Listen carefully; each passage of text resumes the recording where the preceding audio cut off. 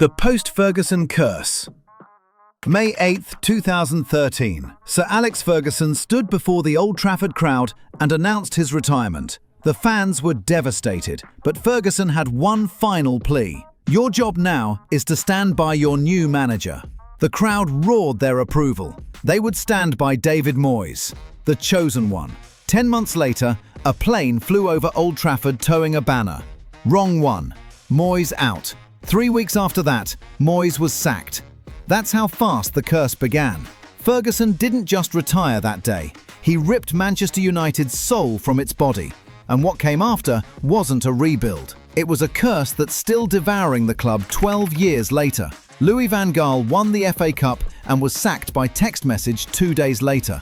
Jose Mourinho delivered trophies, then torched the dressing room on his way out. Ole Gunnar Solskjaer gave fans hope, made them believe again.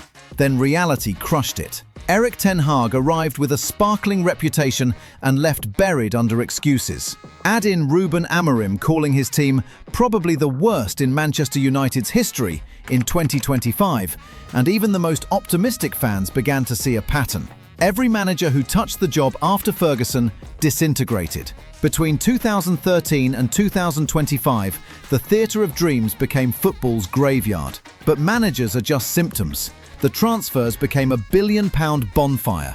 Angel Di Maria, £59.7 million for the Champions League Finals Man of the Match, gone in 1 year. Paul Pogba returned for a world record £89 million, delivering inconsistency for 6 years. Harry Maguire became the most expensive defender in history at £80 million and turned into a walking meme, at times so bad that even his own fans winced when his name was read out. Antony cost £85 million and could only cut inside. Jadon Sancho arrived for £73 million, then fell out with multiple managers and was shipped out on loan. Over £1 billion spent and the team got worse. And here's where the curse reveals its true cruelty.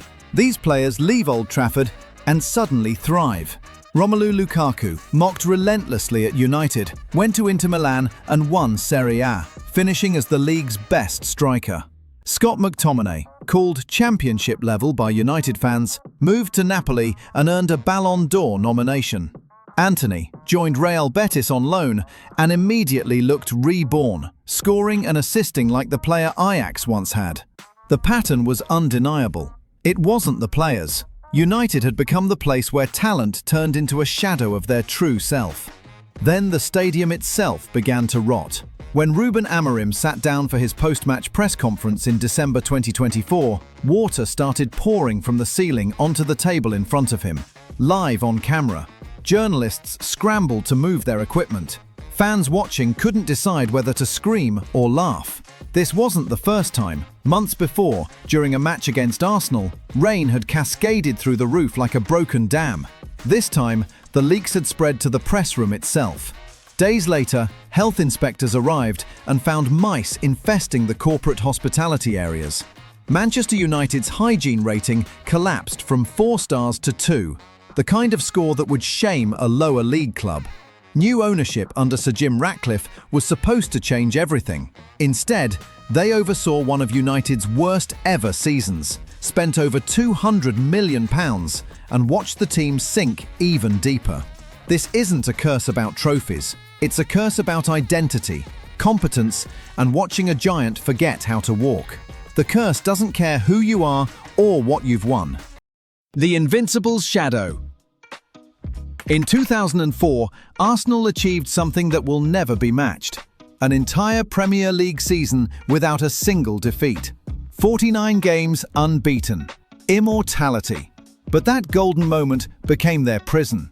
Since the Invincibles, Arsenal haven't won another league title. Not one. The curse isn't mediocrity, it's the torture of coming close. In 2008, Eduardo's horrific leg break derailed a genuine title challenge. Arsenal were 5 points clear at the top. 3 minutes into the Birmingham match, Martin Taylor's tackle shattered Eduardo's fibula and ankle so badly that Sky Sports refused to show replays. The injury was beyond horrific. Arsenal's physio later revealed Eduardo nearly lost his foot. Then William Gallas, the captain, lost his mind. After Birmingham equalised with a last-minute penalty, Gallas sat on the pitch like a sulking child, refusing to leave after the final whistle while Wenger tried to cajole him off. The team fell apart. They won just one of their next 7 games. The title evaporated. Cesc Fabregas, Robin van Persie, Samir Nasri, Arsenal's best players kept leaving for rivals. Van Persie went to Manchester United and immediately won the league. Nasri joined City and did the same. The Emirates Stadium became a departure lounge for ambition. Then came 2016. Leicester City, a team that nearly got relegated the year before, won the league while Arsenal finished second again. Arsene Wenger's last realistic title shot ended with a fairy tale mocking him from across the country. Wenger left in 2018 after 22 years. His replacement, Unai Emery, lasted 18 months before getting sacked. The club was rudderless. Mikel Arteta rebuilt everything. Young, hungry, tactically brilliant, his Arsenal side led the 2022-23 title race for 248 days, the longest anyone has ever led without winning the title. City hunted them down in the final weeks and snatched it away. The season after, Arsenal were top at Christmas and in the fight until the final day. City finished 2 points ahead. Again. The Champions League has been even crueler. One final appearance in 2006, beaten by Barcelona after playing 72 minutes with 10 men. Since then, nothing. Round of 16 exits became routine humiliation. Arsenal's curse is excellence without reward, a team haunted by the ghosts of their own greatness. The 30-year wait. For 30 years, Liverpool lived under one of football's most infamous curses. They hadn't won a league title since 1990, and every attempt to reclaim glory ended in heartbreak. The club that had dominated English football in the 70s and 80s suddenly couldn't cross the final hurdle.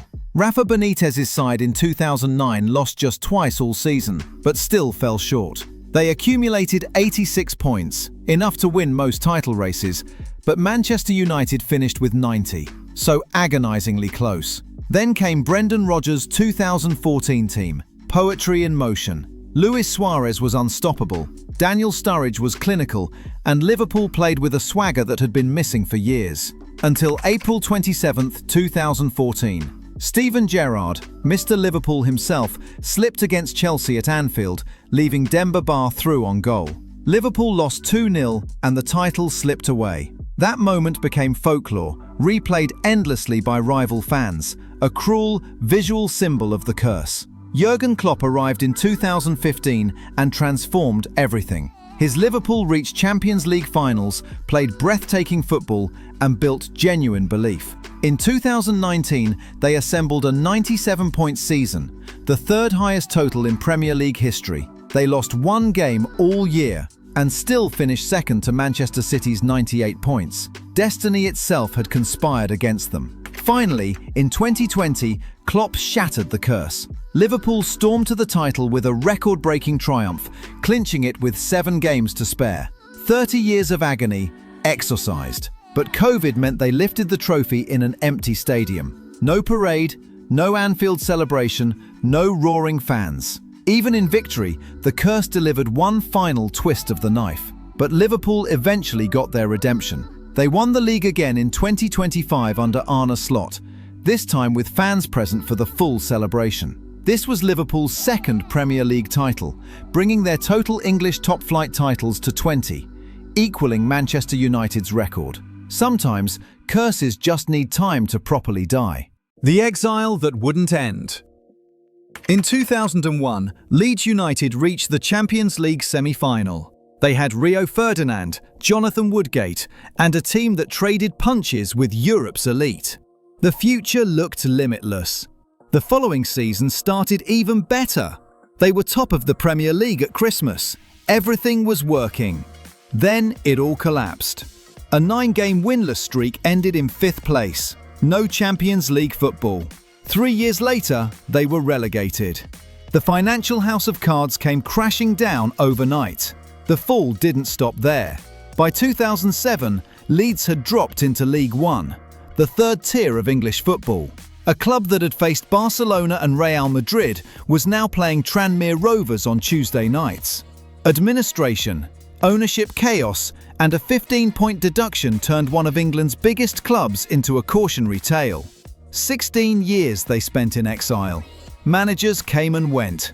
Simon Grayson brought them back to the Championship in 2010, but promotion to the Premier League remained impossible. They reached the playoffs in 2008 and 2019, and lost both times. The 2008 defeat to Doncaster stung especially hard. They would have finished second and direct promotion without that 15-point deduction they had received by failing to exit administration. Then Marcelo Bielsa arrived in 2018 like a prophet. The Argentine transformed Leeds into the most exciting team outside the top flight. Calvin Phillips went from rotation midfielder to England international. Patrick Bamford became a goalscorer. Elland Road felt alive again. In 2020, they finally returned to the Premier League after 16 years. The celebration was pure emotion. Grown men sobbing. Fans who'd never seen their team in the top flight finally getting their moment. They finished 9th in their first season back, the best finish by a newly promoted side in nearly 2 decades. The curse seemed broken in the best way possible, but it wasn't quite finished.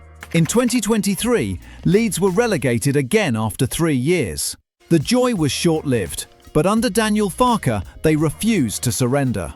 They bounced back in 2025, winning the championship with 100 points, a club record. Manor Solomon's 93rd minute winner on the final day sealed the title in pure Leeds fashion. Dramatic, agonising, unforgettable. The question remains, is this redemption or just the next cycle of a curse that refuses to die? The trophy curse that finally broke.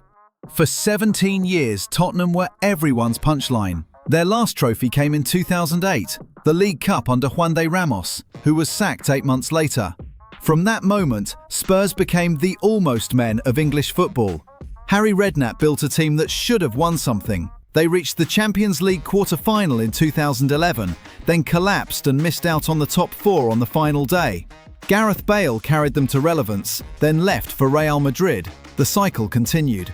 Maurizio Pochettino arrived and transformed Spurs into genuine contenders. They challenged Leicester in 2016 and lost. They finished second in 2017 with 86 points and won nothing. They reached the 2019 Champions League final, Tottenham's biggest match in decades, and were beaten 2-0 by Liverpool in a forgettable game. Harry Kane, one of the world's best strikers, remained trophyless. The curse had a companion, St Totteringham's Day, the annual celebration of Arsenal finishing above Spurs. It happened every season from 1995 to 2016. 21 years of humiliation. Even when Spurs finally broke that streak in 2017, they still had no trophies to show for it. Trophy specialist Jose Mourinho was hired to end the drought. He was sacked 6 days before the 2021 League Cup final. Ryan Mason, the caretaker, lost the final to Manchester City. Kane publicly wanted out. The stadium was world-class, the training ground was elite, but the trophy cabinet stayed empty. Then came May 21, 2025. Brennan Johnson's scrappy goal against Manchester United in the Europa League final ended 17 years of pain. Social media exploded. The curse was finally broken, but the reputation lingers. Tottenham will spend the coming years proving this wasn't just a fluke. The curse of impossible expectations. Manchester City became the richest club in world football in 2008. Pep Guardiola arrived in 2016 and turned them into a machine. They won Premier League titles like clockwork: 2018, 2019, 2021, 2022. Domestic dominance was routine. But Europe laughed at them. The pattern was always the same. City would crush English opposition, then self-destruct in the Champions League.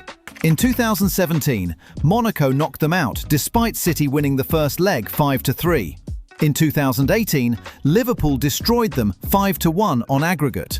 In 2019, Tottenham eliminated them in the quarter-finals after VAR disallowed a late City winner. 2020 was the worst.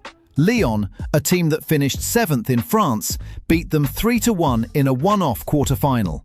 City had spent over £1 billion and couldn't beat Lyon. The 2021 final felt like destiny. City finally reached the biggest game in club football. Then Guardiola overthought it, played without a defensive midfielder, and Chelsea beat them 1-0. The curse was real. 2022 might have been the most painful. City led Real Madrid 5-3 on aggregate going into the 89th minute of the semi-final second leg. Then Rodrigo scored 2 goals in 2 minutes. Extra time and a Benzema penalty ended in City's elimination. Guardiola's face after the match said everything. This wasn't football anymore, it was torture. Then 2023 arrived. City beat Bayern Munich, Real Madrid and Inter Milan to finally win the Champions League and complete the treble. The curse broke. But those 6 years of constant Champions League failure remain proof that money can't buy everything, at least not immediately. The Northeast heartbreak. Newcastle United are cursed with hope. A massive fan base, a historic stadium, and nearly 70 years without a domestic trophy.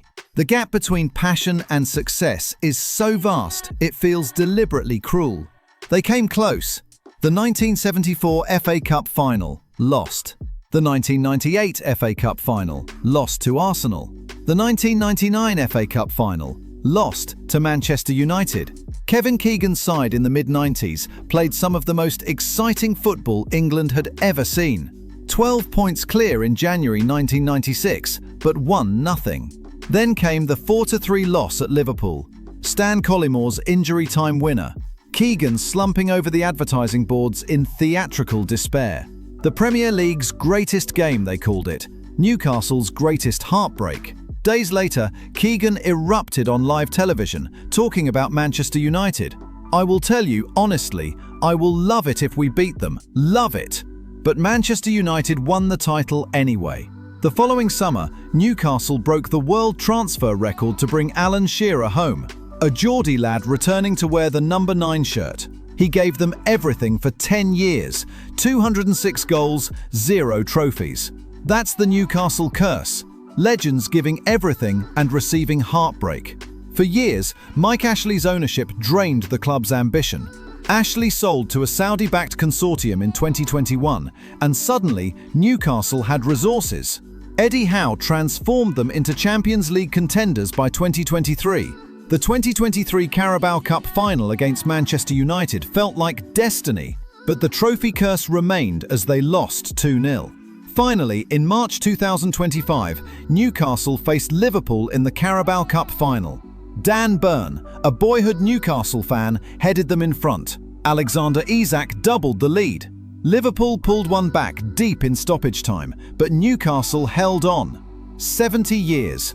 3 generations of fans who'd never seen their club lift silverware deservedly got their moment. Grown men collapsed in tears at Wembley. The curse was over.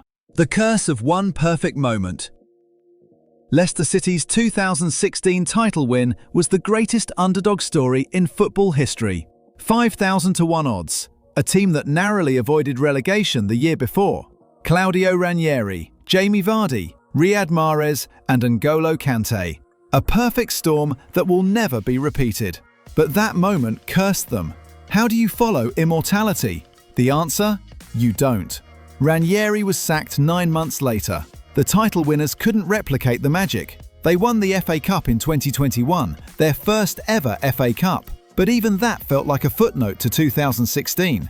The curse wasn't failure. It was the impossibility of ever reaching that height again. Then came financial collapse.